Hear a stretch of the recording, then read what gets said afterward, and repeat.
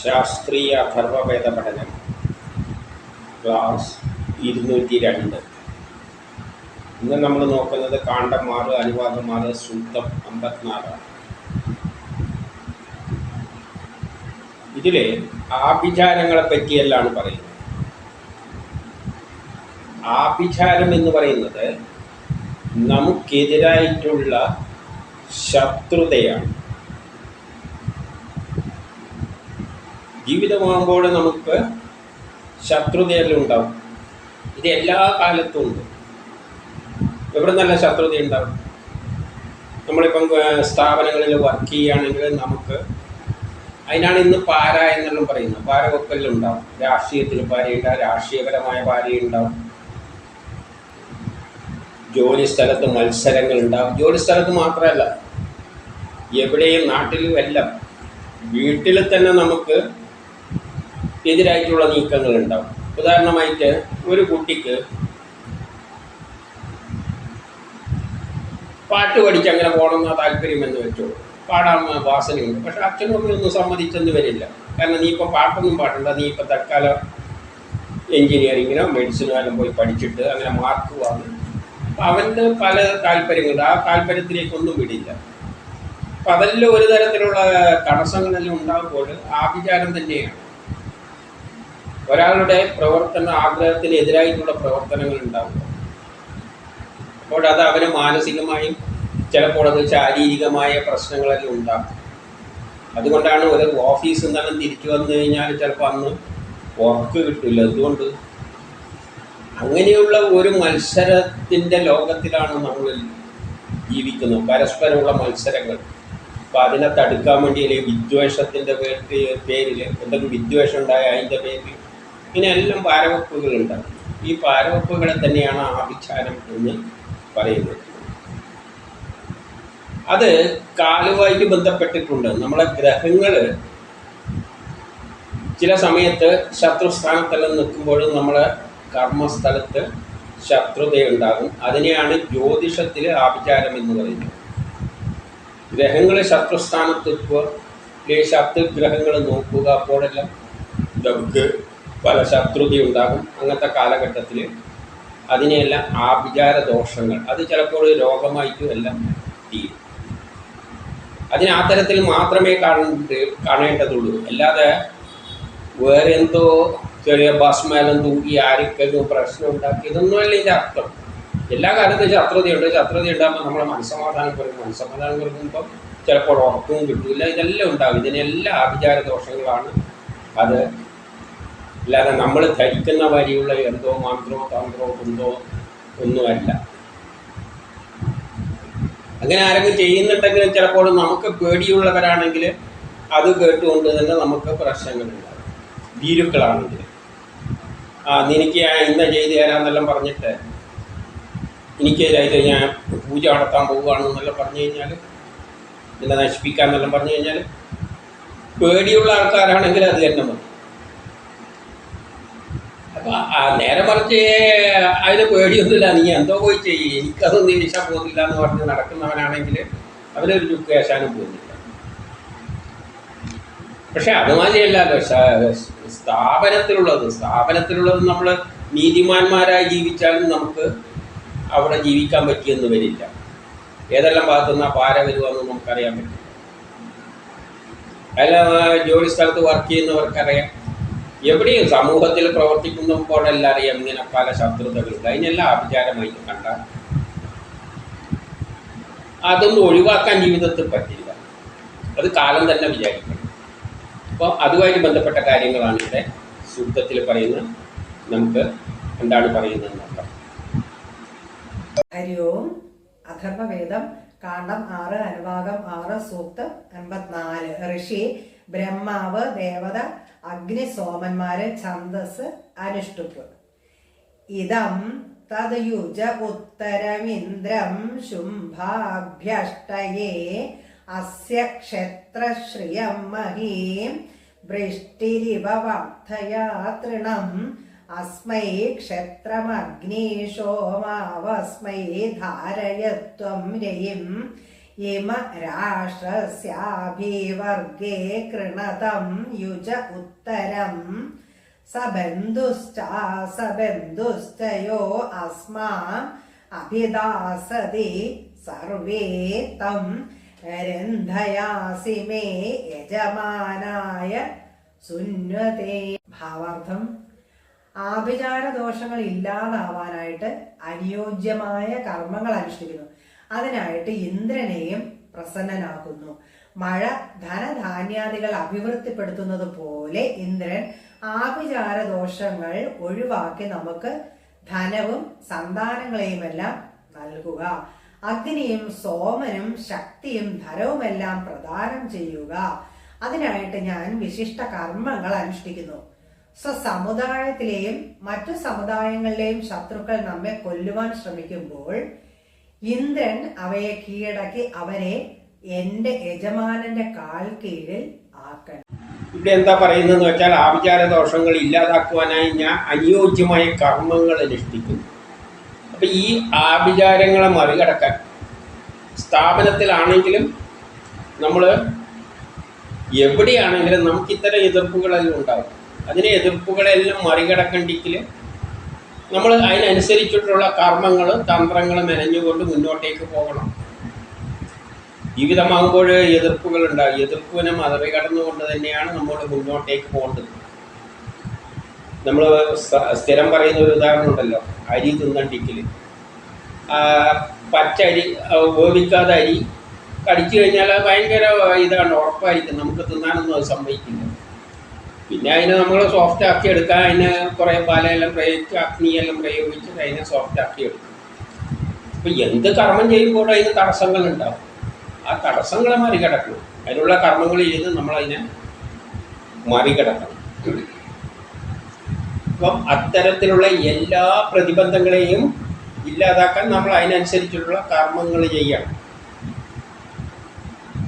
കർമ്മം ചെയ്തിട്ട് മറികടക്കണം. അല്ലാതെ പ്രതിബന്ധം ഉണ്ടെന്ന് വെച്ചിട്ട് തടസ്സങ്ങളുണ്ടെന്ന് വെച്ചിട്ട് ഭയന്നിട്ട് ഒളിക്കുകയല്ല വേണ്ടത്. അതിനായി ഇന്ദ്രനെയും പ്രസന്നനാക്കുന്നു. ഇന്ദ്രൻ എന്ന് പറഞ്ഞാൽ നമ്മളെ കർമ്മങ്ങളെ സഹായിക്കുന്ന ശക്തി വിശേഷമാണ് ഇന്ദ്രൻ.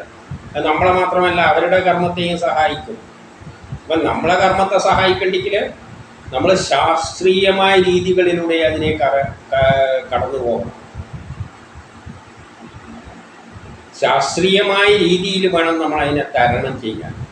അപ്പോൾ ഇന്ദ്രനും കൂടി നമ്മളെ സഹായത്തിനുണ്ടാകും. ഇന്ദ്രൻ എന്ന് പറഞ്ഞാൽ ഏത് കർമ്മത്തിൻ്റെ പിന്നിലും അതിനെ പൂർത്തീകരിക്കാൻ നിൽക്കുന്ന ശക്തി വിശേഷമാണ്. മഴ ധനധാന്യാദികൾ അഭിവൃദ്ധിപ്പെടുത്തുന്നത് പോലെ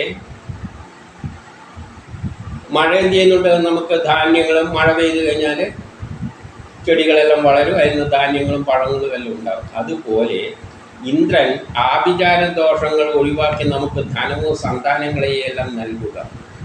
അപ്പോൾ ഇന്ദ്രൻ്റെ സഹായത്താൽ എന്ന് പറയുമ്പോൾ നമ്മൾ ശാസ്ത്രീയമായ കർമ്മങ്ങൾ ചെയ്യുക. അപ്പോൾ ആ കർമ്മത്തിൻ്റെ പിന്നിൽ പ്രവർത്തിക്കുന്ന ശക്തി വിശേഷമാണ് ഇന്ദ്രൻ. അപ്പോൾ ഇന്ദ്രൻ എന്ത് ചെയ്യും, നമ്മളെ കർമ്മങ്ങളെ പോഷിപ്പിക്കുമ്പോൾ നമുക്ക് ധനം കിട്ടും, സന്താനങ്ങളെയെല്ലാം കിട്ടും. ധനം കിട്ടുമെന്ന് പറഞ്ഞാൽ സാമ്പത്തിക നില ഉയരും. അപ്പോൾ തന്നെ കുറേ പ്രതിബന്ധങ്ങളെല്ലാം ശത്രുതയെല്ലാം ഇല്ലാതാകും. അപ്പം നമ്മൾ കർമ്മം ചെയ്യാൻ പറയുകയാണ്. കർമ്മത്തിന് നമ്മളെ സഹായിക്കുന്ന ശക്തി വിശേഷമാണ് ഇന്ദ്രൻ. അത് നമ്മൾ ഇന്ദ്രനെ ആദ്യം പറഞ്ഞു കഴിഞ്ഞു. എന്ത് കർമ്മം ചെയ്യുമ്പോഴും അത് പൂർത്തിയാണെങ്കിൽ അത് പൂർത്തീകരിക്കുന്ന ഒരു പ്രേരക ശക്തി ആ സിസ്റ്റത്തിലുണ്ട്. ആ സിസ്റ്റമാണ് ഇന്ദ്രൻ. അത് പക്ഷേ ഇന്ദ്രൻ ചെയ്യണ്ടെങ്കിൽ ശാസ്ത്രീയമായി ചെയ്താൽ മാത്രമേ ആ കർമ്മം പൂർത്തിയാവുകയുള്ളൂ. നമ്മളൊരു ചോറ് വെക്കണ്ടെങ്കിലും അരിയും അതിനാവശ്യമുള്ള വെള്ളവും അഗ്നിയും കൊടുത്താലേ അത് ചോറായി മാറുകയുള്ളൂ. അരിയും ആവശ്യമുള്ള വെള്ളവും. അപ്പം ശാസ്ത്രീയമായി കൊടുത്താൽ മാത്രമേ അതിൻ്റെ അകത്തുള്ള പ്രേരക ശക്തി അതിനെ അരിയായി മാറ്റുകയുള്ളൂ. അതിനെ ഇന്ദ്രൻ അരിയാക്കി മാറ്റുകയുള്ളൂ. അപ്പം ഇന്ദ്രൻ സഹായിക്കട്ടെ, നമ്മൾ എല്ലാ ദോഷങ്ങളും പരിഹരിക്കാൻ ഇന്ദ്രൻ സഹായിക്കട്ടെ എന്ന് പറഞ്ഞാൽ ശാസ്ത്രീയമായി ചെയ്യണം എന്ന് തന്നെയാണ് അവിടെ പറയുന്നത്. അഗ്നിയും സോമനും ശക്തിയും ധനവുമെല്ലാം പ്രദാനം ചെയ്യട്ടെ. അതേപോലെ അഗ്നിയും വേണം. നമ്മൾ കർമ്മം ചെയ്യുമ്പോൾ ഏതൊരു നമ്മളെ ജീവിതത്തിലെ പ്രതിബന്ധങ്ങൾ ഉണ്ടെങ്കിൽ അതിനെ തരണം ചെയ്യണമെങ്കിൽ അഗ്നി വേണം, ഊർജം വേണം.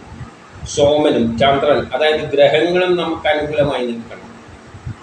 ഗ്രഹങ്ങൾ അനുകൂലമായി നിൽക്കുമ്പോഴാണ് നമ്മളെ കർമ്മങ്ങൾ സക്സസ് ആവുക, ശക്തിയും. അപ്പോൾ എന്ത് ചെയ്യും? സോമനും ശക്തിയും ധനവും എല്ലാം പ്രദാനം ചെയ്യട്ടെ. അപ്പൊ അഗ്നി എന്ത് ചെയ്യുന്നുണ്ട്? ശക്തി തരുന്നുണ്ട്. ധനമെല്ലാം ഗ്രഹങ്ങളെല്ലാം അനുകൂലമായിട്ടാണ് നിൽക്കുന്നതെങ്കിൽ നമ്മളെ കർമ്മങ്ങൾ സഫലമാകും, നമ്മളെ ആവശ്യങ്ങളെല്ലാം നിറവേറും, നമുക്ക് ധനമുണ്ടാകും. അപ്പം നമ്മളുടെ പ്രശ്നങ്ങളെല്ലാം ഒരു പരിധി വരെ ഇല്ലാതെയാകും. അതിനായി വിശിഷ്ട കർമ്മങ്ങൾ അനുഷ്ഠിക്കുന്നു. അപ്പോൾ നമ്മളെ ആഭിചാര ദോഷം എന്ന് പറഞ്ഞാൽ നമുക്കുണ്ടാകുന്ന ശത്രുതകൾ, തടസ്സങ്ങൾ, അതിനെ എങ്ങനെ വിശിഷ്ട കർമ്മങ്ങളിലൂടെ മറികടക്കണം. ഇപ്പം നമുക്ക് ജോലി സ്ഥലത്ത് വളരെ പ്രയാസങ്ങളുണ്ട്, നമുക്ക് പറ്റിയ ജോലിയല്ല കിട്ടിയിരിക്കുന്നത്, നമ്മളെ ചെയ്യാൻ പോലും പറ്റാത്ത തരത്തിലുള്ള ജോലിയാണ്, നമുക്ക് തീരെ ശരീരത്തിന് പിടിക്കാത്ത ജോലിയാണ്. എന്താണ് വഴിയുള്ളത്? നമ്മൾ അതിനുള്ള നല്ല കർമ്മങ്ങൾ വേറെ എന്തെങ്കിലും അനുഷ്ഠിക്കണം. നമ്മൾ പഠിച്ചു കഴിഞ്ഞാൽ വേറെ എന്താ ഫീൽഡിലും പഠിക്കുക, വേറെ എന്തെങ്കിലും വഴിയിലേക്ക് ട്രൈ ചെയ്ത് നമുക്ക് യോജിച്ച തരം ജോലി കിട്ടുമ്പോൾ അങ്ങ് വിട്ടുപോയി കഴിഞ്ഞാൽ നമ്മളെ പ്രശ്നങ്ങൾ തീർക്കും.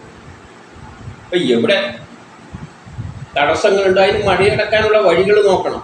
ഒരു ഫാക്ടറിയിൽ സ്ഥാപനത്തിൽ തന്നെ വർക്ക് ചെയ്യുമ്പോൾ വല്ലവരും പ്രതിബന്ധങ്ങൾ ഉണ്ടാക്കുന്നുണ്ട്, അതിന് മറികടക്കാനുള്ള വഴികൾ നമ്മൾ ആലോചിക്കണം. എങ്ങനെ അതിനെ മറികടക്കാം?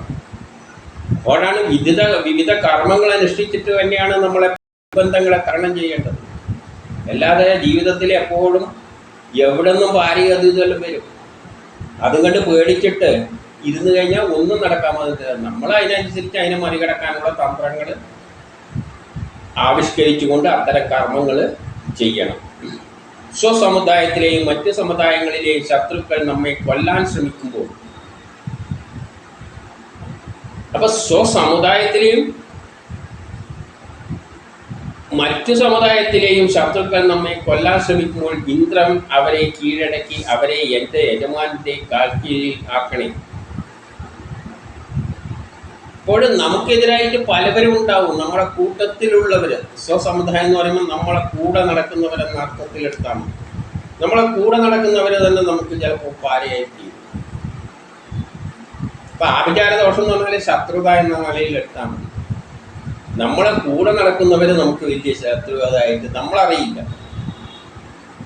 പുറത്തുള്ള ശത്രുക്കളെ നമുക്ക് പിന്നെയും തിരിച്ചറിയാം. നമുക്ക് അകത്ത് നിന്നുകൊണ്ട് നമുക്ക് പാര വെക്കുന്ന ആൾക്കാരും ഉണ്ടാവും. അപ്പൊ അവരെയെല്ലാം ഇന്ദ്രൻ കീഴടക്കി. എന്തുകൊണ്ടാണ് ഇന്ദ്രൻ കീഴടക്കി എന്ന് പറയുന്നത്? ലോകത്തിലെ കാര്യങ്ങളെല്ലാം നിയന്ത്രിക്കുന്നത് ഇന്ദ്രൻ എന്ന ഒരു പ്രേരക ശക്തിയാണ്. അപ്പൊ അതിനെ എങ്ങനെയാണ് മനസ്സിലാക്കേണ്ടതെന്ന് വെച്ചാൽ, ഈ പ്രപഞ്ചം 4 ഘട്ടങ്ങളിലൂടെ പുരോഗമിച്ച് ഒരു സുന്ദരമായ ലോകമുണ്ടാക്കാനാണ് ശ്രമിക്കുന്നത്. ആ കർമ്മത്തിൽ പങ്കെടുക്കാനാണ് നമ്മളെ സൃഷ്ടിക്കുന്നത്. അപ്പം നമ്മൾ കർമ്മം ചെയ്യുമ്പോൾ പ്രതിബന്ധങ്ങൾ ഉണ്ടാവും.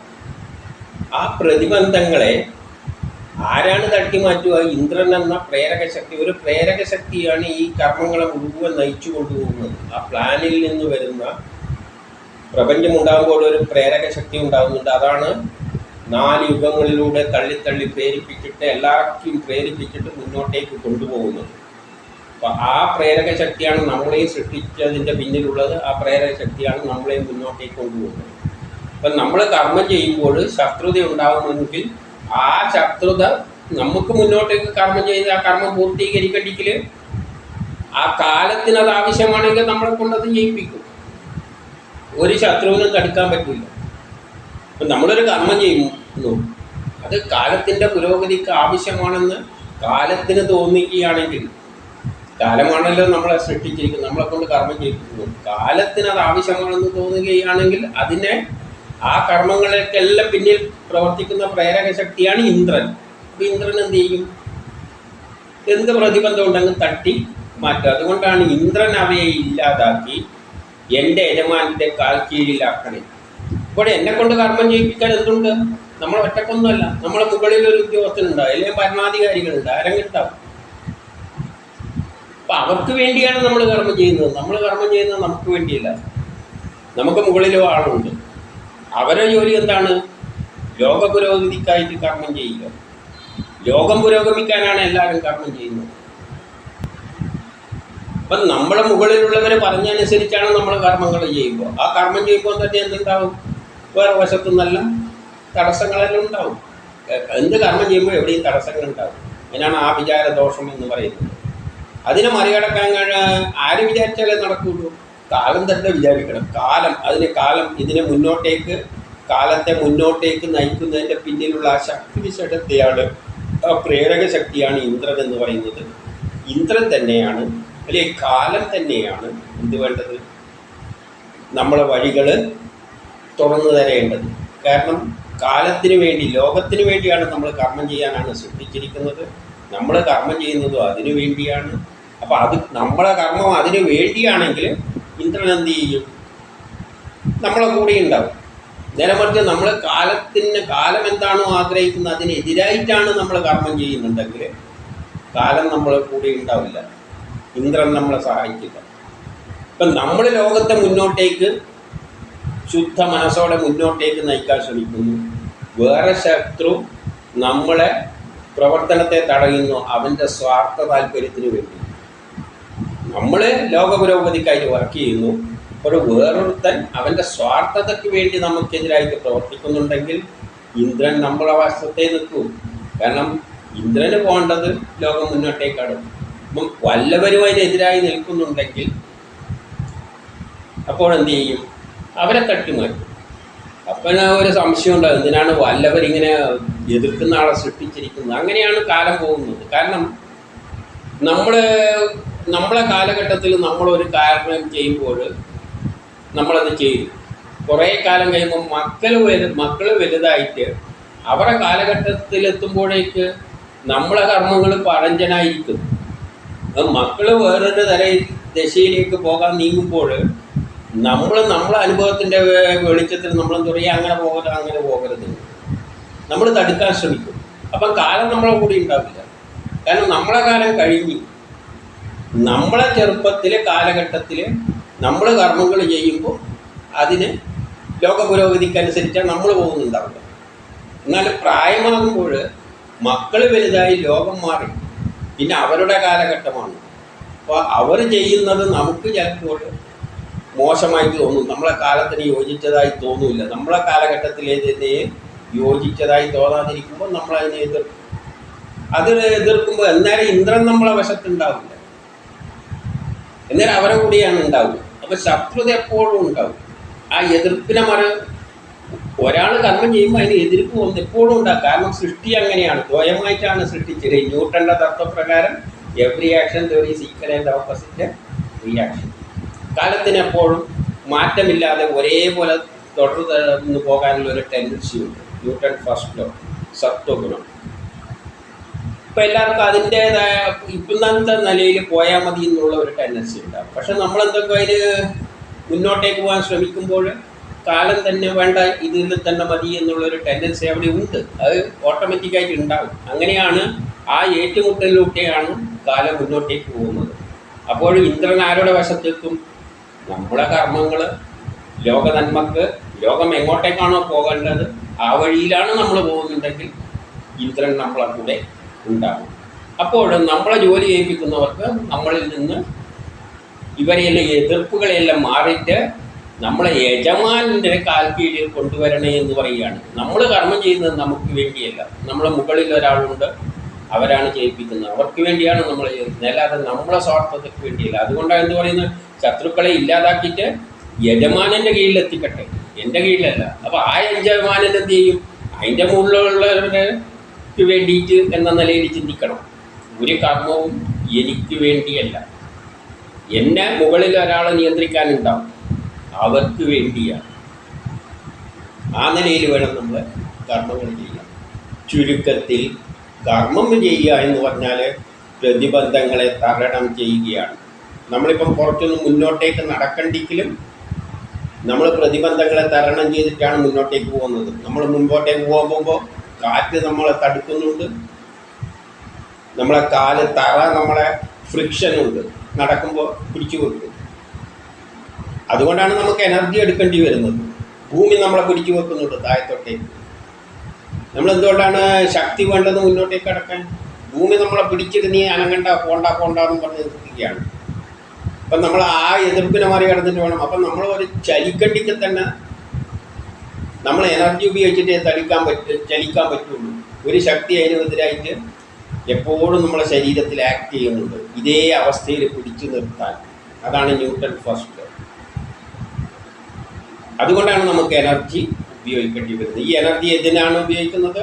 മുന്നോട്ടേക്ക് പോകുന്ന പ്രയാണത്തിന് വേണ്ടി, അതിനെതിരായിട്ടുള്ള പ്രതിബന്ധങ്ങളെ തരണം ചെയ്യാൻ വേണ്ടി. ആ പ്രതിബന്ധങ്ങളെയാണ് ആഭിചാരം എന്ന് പറയുന്നത്. ആഭിചാരം എന്നെല്ലാം പറയുമ്പോൾ വലിയ പാരവെപ്പ് വരെ